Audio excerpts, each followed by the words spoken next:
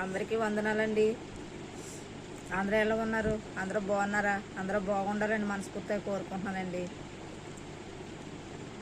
ఇప్పుడు కీర్తనల గ్రంథము 15వ అధ్యాయము మొదటి నుంచి చదువుకుందామండి. యెహోవా, నీ గుడారంలో అతిథిగా ఉండదగిన వాడెవ్వడు? నీ పరిశుద్ధ పర్వతం మీద నివసింపదగిన వాడెవడు? యథార్థమైన ప్రవర్తన గల నీతిని అనుసరించుచు హృదయపూర్వకముగా నిజము పలుకువాడే. మనం నిజం పలుకుతున్నామా లేదండి? మనం యథార్థంగా మనం చేసే పనిలో అయినా, ఏ పనైనా, మన భార్యల దగ్గర అయినా, మన భర్తల దగ్గర అయినా, మనం చేసే పనుల దగ్గర అయినా, ఉద్యోగమైనా, వ్యాపారమైనా మనం యథార్థంగా ఉంటున్నామా లేదా ఒకసారి ఆలోచించుకుందాం. నీతిని అనుసరించువాడు, నీతిగా ఎవరైనా మనకు ఒక పని అప్పచెప్పినట్టు మనం నీతిగా ఉంటున్నామా లేదా అది ఒకసారి ఆలోచించుకుందాం. అట్టివాడు నాలికతో కుండెములాడడు, తన చెలికానికి కీడు చేయడు. ఇప్పుడు మనం కీడు చేసేవారిలా ఉంటున్నామా, మేలు చేసేవారిలా ఉంటున్నామా? కుండెములు ఆడడంట. మన కుండెములు కాదు. ఇప్పుడు సమాజంలో ఒకరు పైకి ఎదుగుతున్నారు అంటే ఎన్నో నిందలు, ఎన్నో అవమానాలు, ఎన్నో స్వార్థపూరితమైన మాటలు, ఏదో అపనింద. వారికి ఎలా తోస్తే అలా మాట్లాడడం. కుండీలు, వాడికేమ్రా, వాడికి ఏదైనా చేయగలడు, ఇంకెన్నెన్నో మాటలు. దేవుడు అలాగా కుండీలు చెప్పవద్దు అంటున్నాడు. తన చెలికానికి కీడు చెయ్యవాడు తన పొరుగువాని మీద నింద మోపువాడును అతని దృష్టికి అసహ్యుడు. ఎవరండి అసహ్యులు? నీ పొరుగువాని మీద నింద మోపకూడదు.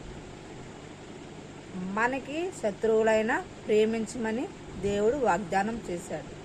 అలాంటప్పుడు మనము ఎవరిని నిందించడము, హేళన చేయడము చేయకూడదు. అలాంటి వాడు ధన్యుడు కాదంట.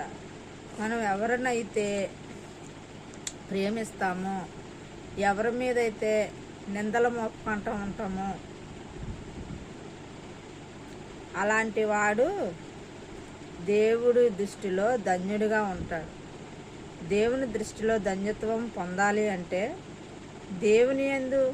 ఆయన యందు మనం భయభక్తులు గలవారమై సన్మానించుచు ఆయన ప్రమాణము చేసిన మాట తప్పనివాడు. మనం ప్రమాణాలు చాలా చేస్తామండి. పెళ్ళిలో ప్రమాణం చేస్తాము, ఇంకా చాలా ప్రమాణాలు ఉన్నాయి. నాకైతే ఎక్కువ చెప్పాలన్నది పెళ్ళిళ్ళలోనే మనకి ప్రమాణాలు. మీరు విడిపోకండి అంటారు, కానీ చిన్న చిన్న తగులు వచ్చినప్పుడు ప్రతి విషయంలో కోప్పడము, దాన్ని సమర్థించుకోలేకపోవడము, నాదే గెలవాలని చాలామంది సమర్థత లేనివారుగా ఉంటున్నాము. క్రైస్తవులుగా అది దేవుడు మనకి మంచిది కాదని కీర్తనకారుల ద్వారా, దావీదు భక్తుల ద్వారా మనకి తెలియపరిచారు.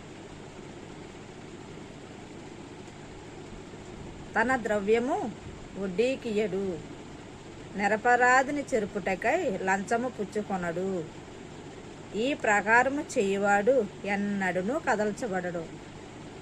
మనము ఎవరైతే ఎక్కువ బీదవారుగా ఉంటున్నామో వాళ్ళకు వడ్డీలకు ఇచ్చి, వాళ్ళని నిందించి, వాళ్ళు హింసించి, వాళ్ళ బాధలు పెట్టి తీసుకుంటే మనకి ఎప్పుడు అది మేలుకరము కాదు. అందుకే దేవుడు ముందుగానే మీ రుణాన్ని వడ్డీకి ఇవ్వకండి. ఇప్పుడు సమాజంలో మంచైనా చెడైనా డబ్బుతోనేనండి. డబ్బు లేకపోతే మనకి ఏ సమస్యలు రావు. అవసరానికి డబ్బులు ఇస్తాము, అవసరానికి మనం మేలు చేస్తాము, అది మనకి కీడుగానే మారుతుంది. మనం ఇస్తాము, వారు ఇచ్చేటప్పుడు ఎన్నో మాటలు మాట్లాడతారు. నీవు ఒకరికి ఇచ్చినప్పుడు అది నాది కాదనే మనం ఇవ్వాలి. దేవుడు ముందుగానే అన్ని సర్వాంతర్యామి కాదండి. అందుకే దేవుడు అన్నీ మనకి ముందుగానే పరిశుద్ధ గ్రంథంలో రాసి ఉంచారు. ఈ చిన్న మాటలు దేవుడు దీవించునుగాక. నచ్చితే షేర్ చేసుకోండి, లైక్ చేయండి, సబ్స్క్రైబ్ చేసుకోండి. అందరికీ ప్రైజ్ లార్డ్ అండి.